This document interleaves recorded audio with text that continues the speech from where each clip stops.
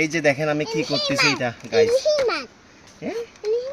চাপিলা মাছ। এই এগুলো হলো কাপ্তাই লেকের ছোট মাছ, হ্যাঁ, চাপিলা মাছ। দেখে না, এই মাছ দিয়ে এই মাছ আজকে আমরা এই যে এই বাঁশের মধ্যে রান্না করে খাবো গাইস। এই যেটাকে ব্যাম্বো ফিশ, হ্যাঁ, ব্যাম্বো ফিশ যেটাকে বলে।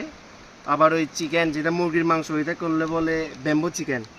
হ্যাঁ, এই যে আজকে এই এই বাঁশের মধ্যে এই যে বাঁশ, হ্যাঁ, এই যে বাঁশের মধ্যে ছোট মাছ রান্না করে খাবো, খুব মজা হবে গাইস।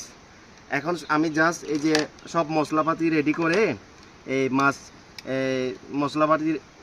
সব মশলাপাতি রেডি করে এই যখন মিক্সিং করতেছি, একটু পরে এই বাঁশের মধ্যে মাছগুলা রেখে দেব।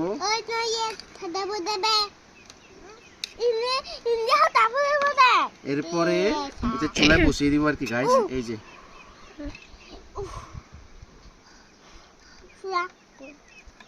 কোথায় ইডলিটা?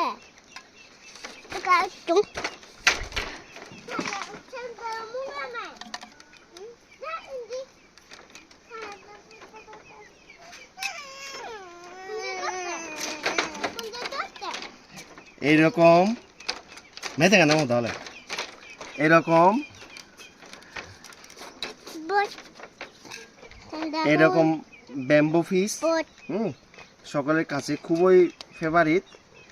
আমি খুব খাই গাইস, ছোটবেলা থেকে খুব পছন্দ করি এরকম ব্যাম্বো ফিশ খাইতে।